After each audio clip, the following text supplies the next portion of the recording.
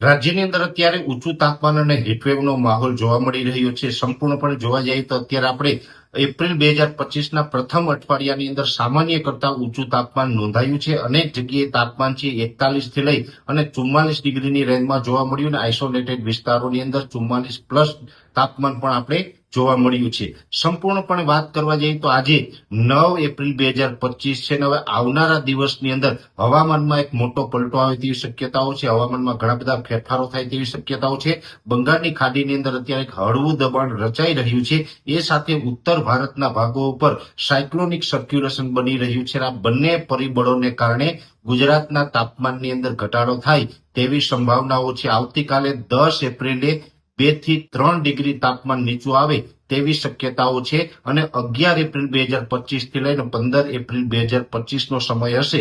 એ દરમિયાન રાજ્યના 80 થી 85% વિસ્તારોની અંદર તાપમાન છે તે 40 ડિગ્રી કરતા પણ નીચું આવી જશે. એટલે તાપમાનની અંદર આપણે એક મોટી રાહત મળે તેવા સમાચાર છે. કેમ કે સરેરાશ જોવા જઈએ તો 29 માર્ચ 2025 થી આજે 9 એપ્રિલ 2025 દરમિયાન કન્ટિન્યુ આપણે 40 ડિગ્રી કરતા પણ જે ઊંચું તાપમાન જોવા મળ્યું છે. 12 થી 13 દિવસ સુધી કન્ટિન્યુ આપણે હીટવેવનો રાઉન્ડ જોવા મળ્યું અને આ ઊંચા તાપમાનમાંથી આપણે આવનારા 5 દિવસ દરમિયાન મોટી રાહત મળે તેવી શક્યતાઓ છે. મોટા ભાગના વિસ્તારોની અંદર તાપમાન છે એ 36 થી લઈને 39 ડિગ્રીની રેન્જમાં જોવા મળશે. એટલે લગભગ 80 થી 85% ગુજરાતના વિસ્તારોની અંદર તાપમાનમાં મોટી રાહત મળશે. આઇસોલેટેડ વિસ્તારો હશે એટલે કે 2, 5 કે 10% વિસ્તારો એવા હશે કે ત્યાં 40 ડિગ્રી આસપાસ તાપમાન જળવાઈ રહે. બાકી મોટા ભાગના વિસ્તારોની અંદર 40ની અંદર તાપમાન આવી જશે. એટલે તાપમાનમાં મોટી રાહત મળશે.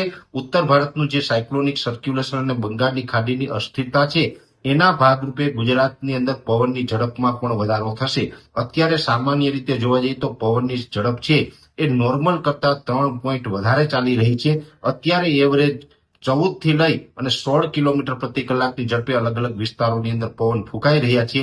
આ પવનની ઝડપમાં 11 એપ્રિલ 2025 થી વધારો થશે અને ગુજરાતના જે તમામ ભાગો છે જેમાં ઉત્તર ગુજરાતના ભાગો હોય, સૌરાષ્ટ્ર કચ્છ હોય અને મધ્ય ગુજરાતના જે ભાગો છે આ તમામ વિસ્તારોની અંદર 20 થી લઈ અને 25 કિલોમીટર પ્રતિ કલાકની ઝડપે પવન જોવા મળશે. અને ખાસ કરીને દક્ષિણ ગુજરાતના વિસ્તારો છે જેમાં ભરૂચ, અંકલેશ્વર હોય, નર્મદા, તાપી, ડાંગ, સુરત, વલસાડ, વાપી, બિલીમોરા આ તમામ જે દક્ષિણ ગુજરાતના વિસ્તારો છે તેમાં પવનની ઝડપ સૌથી વધારે જોવા મળશે. દક્ષિણ ગુજરાતના વિસ્તારોની અંદર આવનારા દિવસમાં પવનની ઝડપ 35 થી લઈ અને 45 કિલોમીટર પ્રતિ કલાકની ઝડપ જોવા મળે તેવી શક્યતાઓ છે. એટલે ઓલ ઓવર જોવા જઈએ તો ગુજરાતના તાપમાનની અંદર 11 તારીખથી એક મોટો ઘટાડો આવશે અને પવનની ઝડપમાં વધારો થાય તેવી શક્યતાઓ છે. અને પવનની ઝડપને વધવું અને તાપમાન ઘટવું આ પ્રક્રિયા છે એ 11 એપ્રિલથી લઈ અને 15 એપ્રિલ 2025 દરમિયાન જોવા મળે તેવી સંભાવનાઓ છે. 15 એપ્રિલથી ફરીથી પાછું ધીમે ધીમે આપણું તાપમાન છે તે ઊંચું જશે અને હીટવેવનો એક નવો રાઉન્ડ છે એ 15 એપ્રિલ 2025 થી ચાલુ થાય તેવી પણ શક્યતાઓ હાલ દેખાઈ રહી છે.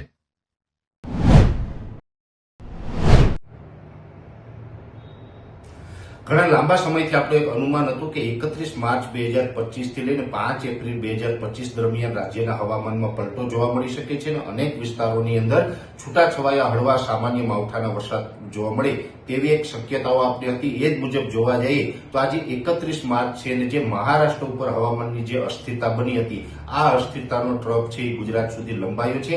આજે 31 માર્ચના રોજ ગુજરાતની અંદર હવામાનમાં પલટો પણ આવી ચૂક્યો છે. જોકે આજનો પલટો છે એ દક્ષિણ ગુજરાત જેવા વિસ્તારોની અંદર જોવા મળી રહ્યો છે.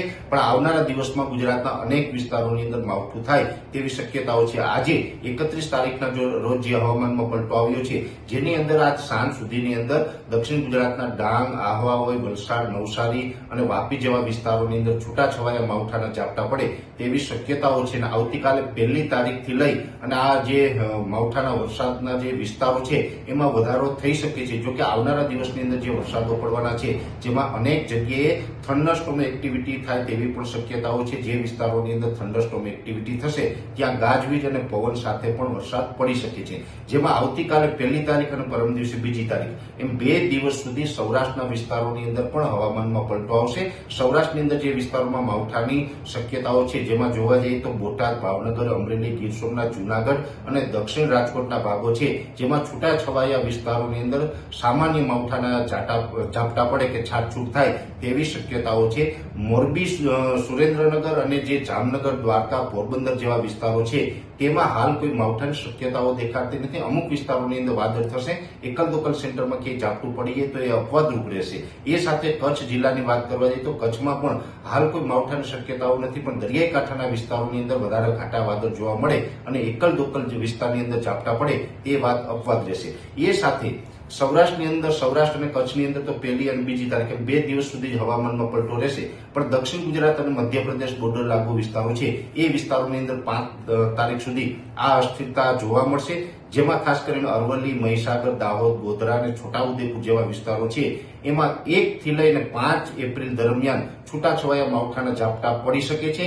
એ સાથે જે છોટાઉદેપુરથી આગળના જે દક્ષિણ તરફના વિસ્તારો છે જેમાં નર્મદા હોય, ભરૂચ, અંકલેશ્વર હોય, વલસાડ, વાપી, સુરત, આ તમામ વિસ્તારોની અંદર પણ 5 તારીખ સુધી હવામાનમાં અસ્થિરતા રહેશે અને વરસાદી ઝાપટા જોવા મળશે. જોકે ઉત્તર ગુજરાતના વિસ્તારો છે જેમાં વાવ, થરાદ, બનાસકાંઠા, સાબરકાંઠા, પાટણ અને મહેસાણા આ વિસ્તારોની અંદર કોઈ જગ્યાએ વાદળ જોવા મળે, બાકી એ વિસ્તારોની અંદર તાપમાન એકંદરે ઊંચું રહેશે. મધ્ય ગુજરાતમાં પણ અમદાવાદ, ગાંધીનગર હોય અથવા તો જે કપડવન છે, આણંદ, નડિયાદ, ખેડા છે, વિરમગામ, સાણંદ જેવા વિસ્તારો છે આ વિસ્તારોની અંદર પણ ઊંચું તાપમાન રહેશે. માવઠાની શક્યતાઓ ઓછી છે, પણ છૂટાછવાયા અમુક વિસ્તારોની અંદર વાદળ જોવા મળી શકે છે. ખાસ કરીને જોવા જઈએ તો 1 થી 5 તારીખ દરમિયાન જે હવામાનમાં પલટો આવશે એમાં સૌરાષ્ટ્રના અમુક ભાગો, દક્ષિણ ગુજરાત અને મધ્યપ્રદેશ બોર્ડર લાગુ વિસ્તારો છે તેમાં આની તીવ્રતા વધારે જોવા મળશે અને 5 તારીખ સુધી છૂટાછવાયા માવઠાના ઝાપટા જોવા મળશે. જે વિસ્તારોની અંદર માવઠાના ઝાપટા પડશે અથવા તો વાદળછાયું વાતાવરણ થશે એ વિસ્તારનું તાપમાન છે 3 થી 4 ડિગ્રી નીચું આવી શકે છે.